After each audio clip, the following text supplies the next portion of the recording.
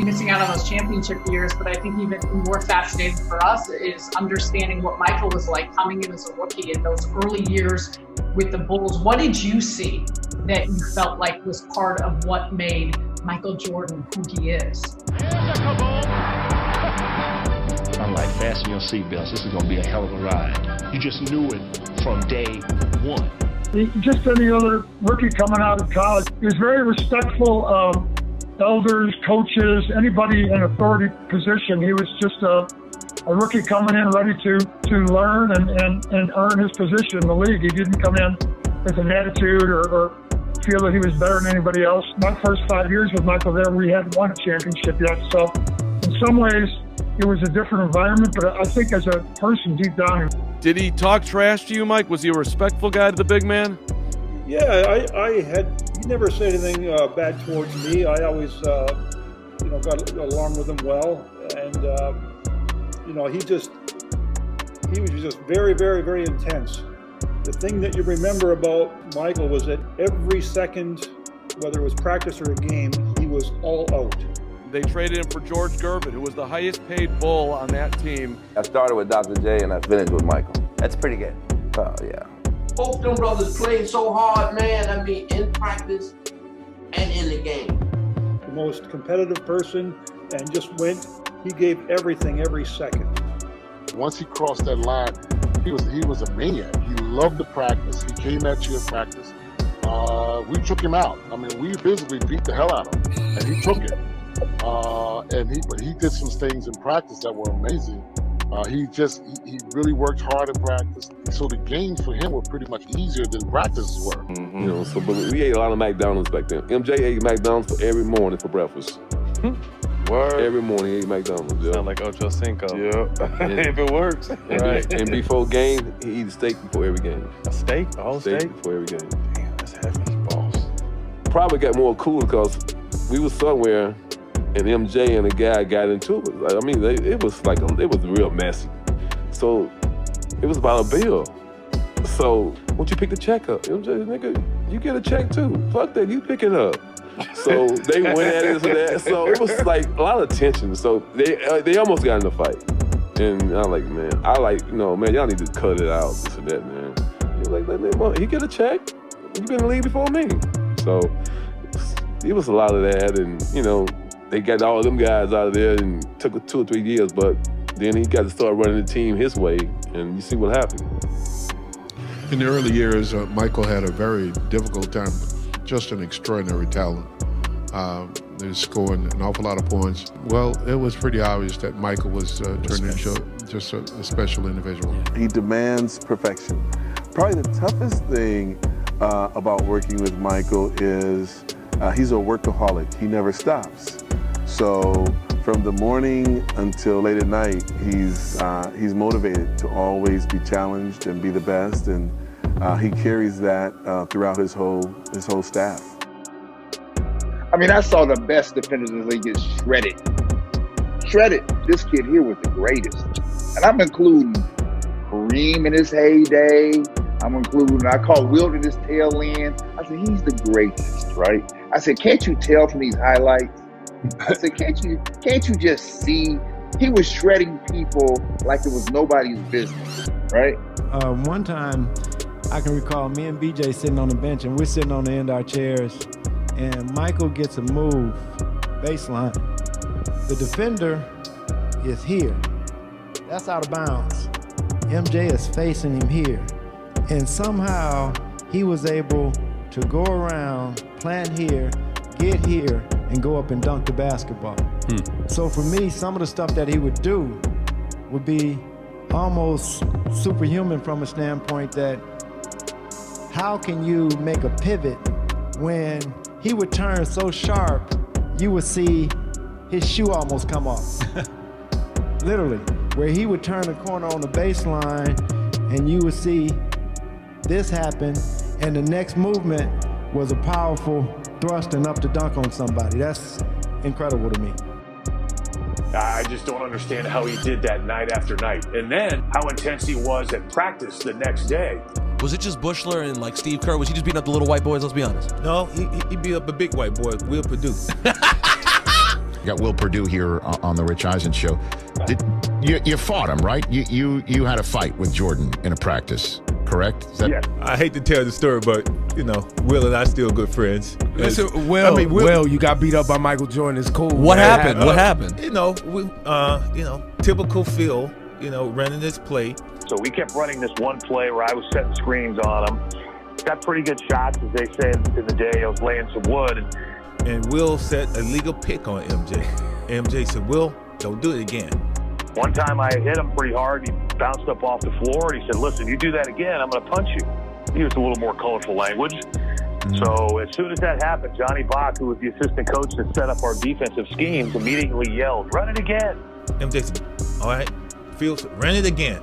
So naturally ran it 2 more times, legal pick.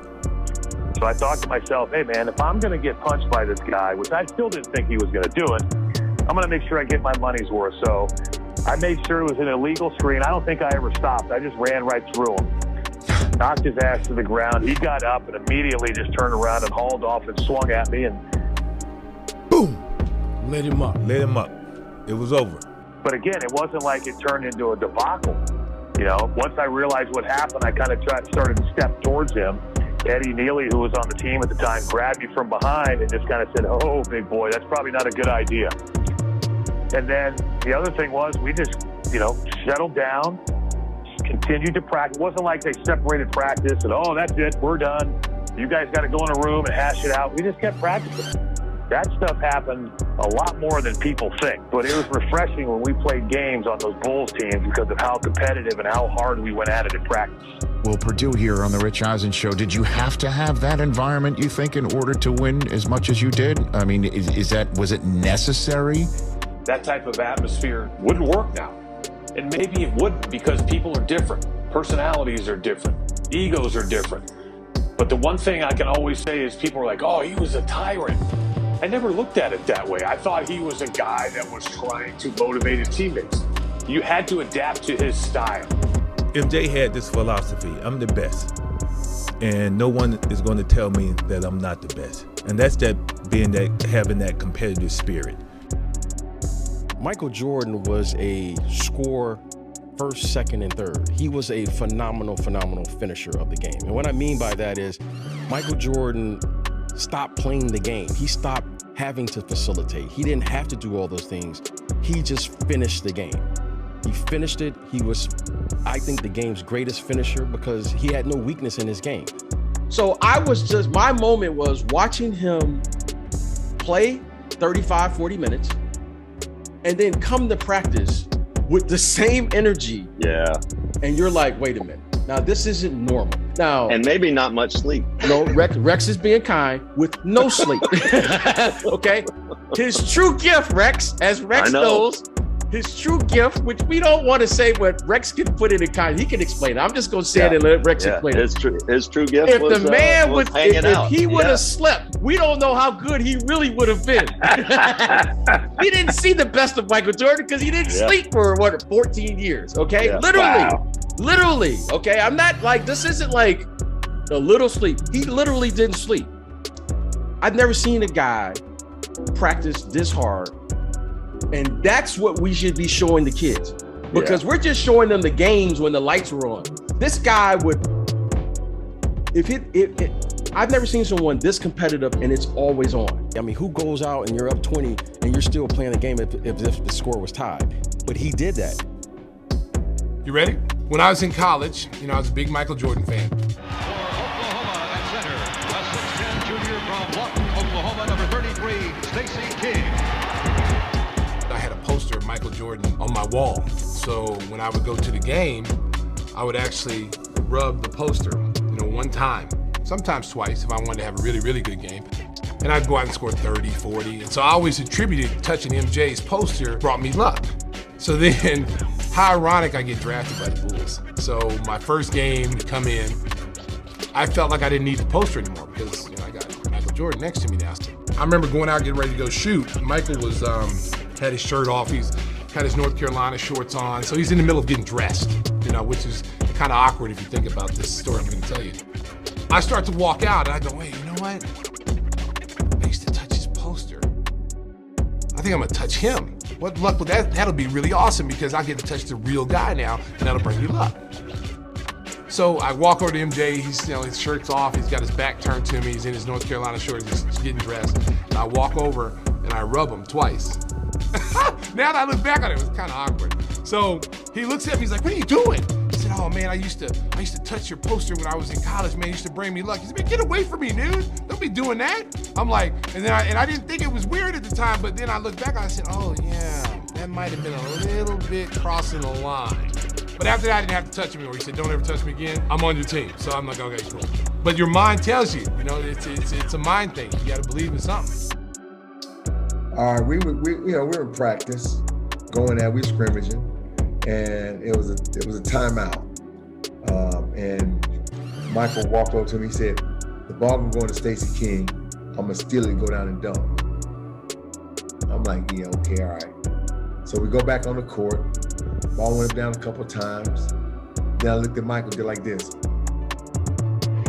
Give him in the face. The next play, the ball went to Stacey King, he spun middle, and then came back baseline, Michael stole it, went down and dunked it, and did like this to me. So it was like, he's one of those guys who's played the game in his mind several times over and over. It's like he's been there before.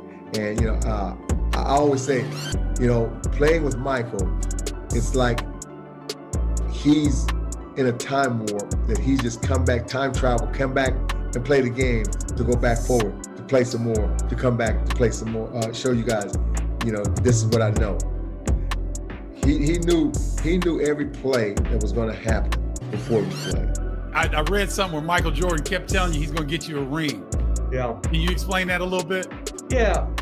One of our drills in warm-ups of practice was 3-person shooting drill. Everybody does 3-person shooting drill, right? I'm thrown in with Michael and Scotty, right? And these two are going at each other every day, and here I am, so I become a target every now and then, but I can shoot, Stephen.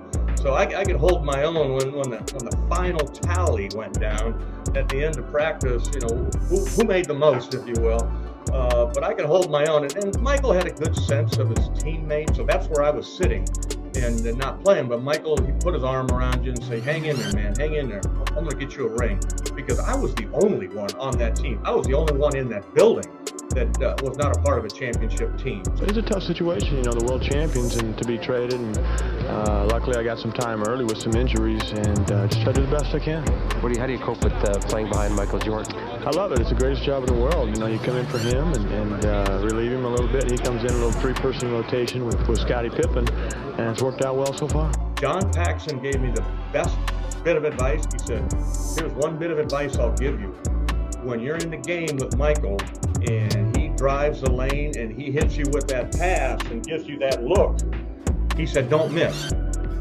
I'm like, why is that? He said, you'll never get it back. So lo and behold, Stephen, the end of the first quarter, I'm in there and right corner and gives you that look.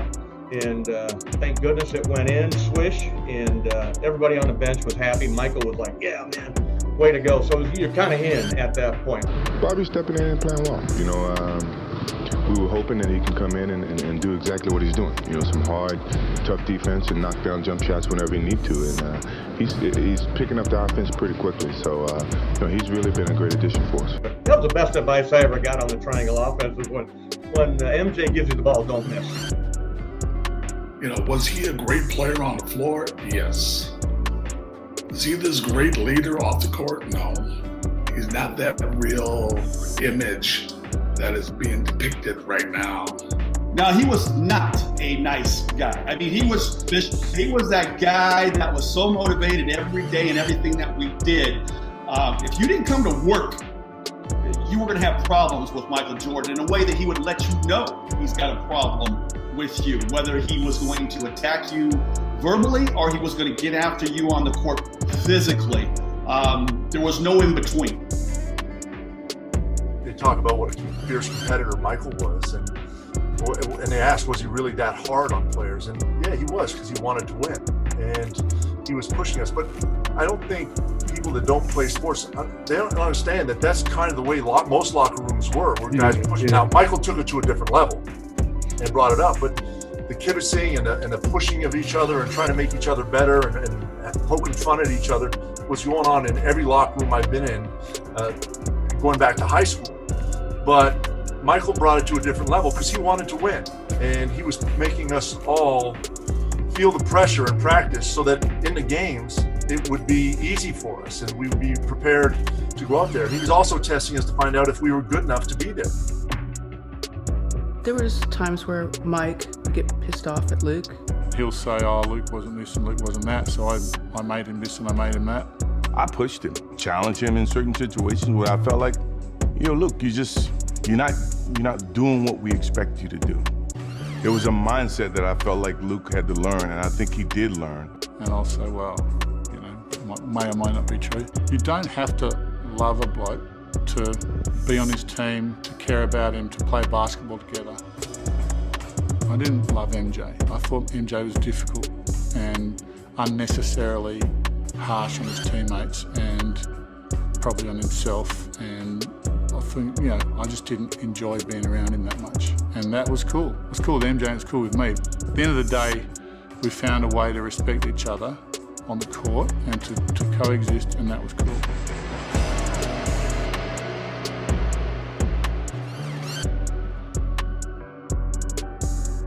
He wasn't the easiest teammate to play with. In fact, he was probably the hardest teammate I've ever played with. But it was really productive because he was able to raise the level of our competitiveness, but also our confidence. Because every practice day almost felt harder than games, because you had to deal with him. Michael was so dominant, not only on the court, but in the locker room, and so everybody felt more a sense of we're going to win because we have Michael. So there was a comfort level with his confidence and his dominance, his sort of king of the hill mentality. So you went into every game like, he's on our side. But you went into every practice like, I better not get on his bad side, And so it was an interesting combination. He raised the level of every practice so dramatically. Everything mattered to him. Every shooting drill, he was so competitive, and we used to scrimmage a lot more back then than we do today. Most practice days we would scrimmage at some point, and most scrimmages were battles. And when I got to the Bulls, that first day of practice, I was like, where do they do this at? A lot of people say, oh, MJ, he's tough on his teammate, he's this. Dude never, ever raised a voice at me, ever. The only thing he did was, Randy, you're not doing your job today. Did that. This dude brought it, man. He, like I said, the kids, people saw what they saw on TNT. They didn't see the 2 hours that he put in practice, dude. This dude practiced, man, which was surprising to me. I don't care what it was. It can be 0-0. The dude just brought it. Who averages 35 points in the season? Right. This dude, man, and a lot of kids they only saw the finished product. Right. With the tongue out. They never saw what this dude did in practice. Right. This dude practiced. And he went hard. He lived. He practiced. And if you didn't practice, you gonna hear from him. And I want you to tell me this story that you told me about Michael Jordan, when you and Michael Jordan kind of came to, kind of little differences about your opinion about how the game was played when you played with Chicago with Michael Jordan. Yeah, how did what you want to call the confrontation came about. Phil was alternating players, second team on the first team on the second team. And so I started, we scrimmaging, we played like 6 games of going to 5 points. And so after the first 2 games, Phil put me with the second unit where I always play with, my boys. We proceeded to kick their butts like 4 straight games. And Michael took offense to it. So I asked him, how did he like that ass whooping we just put on him? And he took offense to it because clearly no one ever ran up to him and challenged him. So he said that he was going to say that if I wasn't careful, he was going to kick my ass. And I told him, like, I'm not in awe of you. I played with some of the baddest fellas that walking the court. You know, he looking at me like I had slapped his mother. I love that story. Then you went even further, and I think you talked about one of the rookies came over to you and said, man, I can't believe you talked to Michael like that. And with all due respect to he and Scotty and Dennis Rodman, you know, you remember hanging from the rafter, the guys I just named hanging from the rafter, not to mention I played with some Hall of Famers, and I'm supposed to be in awe of him. I rest my case. I absolutely love that story because people for a while have been talking about, well, Michael Jordan was a bully. You know, Michael was in your face. He challenged his teammates. And as you know, Larry was our leader, but Larry led by example. Michael, he all up in your face talking trash. You know, he might get a short right, Max. What did you do when you wanted to get under Michael's skin? Didn't speak Croatian because he didn't understand it. that was the only way. Well, but we all understood that he is so competitive that he's going to bring anything and everything, I think we accepted that thing. Do you think that Michael Jordan would be as successful without you? No, but I don't think I would be successful without him. I think we both complemented each other in a lot of different ways, and we kind of competed and pushed each other to be great. Michael was the greatest one-on-one player in the game, and if he played in today's era where the game is more open, more spacing, his numbers would just go off the roof. Man. You know, I played with the guy pretty much his whole career, so I know that the guy goes in the game thinking 50. He was a great scorer, but a lot of things that he did was based on him as an individual. And I think basketball is a team game. He just had that mentality of just like had that drive. Michael is the greatest player ever. You know, Michael's been injured one time. He never asked to sit out. He never asked me anything, but only he asked for respect and money. If Michael played in this era, he'll average 50. He averaged 50 points. Being 40 years old, playing back-to-backs, he played 82 games. Yeah, 82. But the crazy part about it, he would never sit out of practice. Michael Jordan at 40 practiced every single day. Doug Collins had to, try to kick him off the floor. He wouldn't leave. Like Doug Collins was like, Mike, man, no. Like he wanted to play and practice every single day. He's 40 years old, it's still every day. First one there, always called the Breakfast Club. He always getting his lift in. Yeah, but he wanted to practice every day and play 82 games at 40.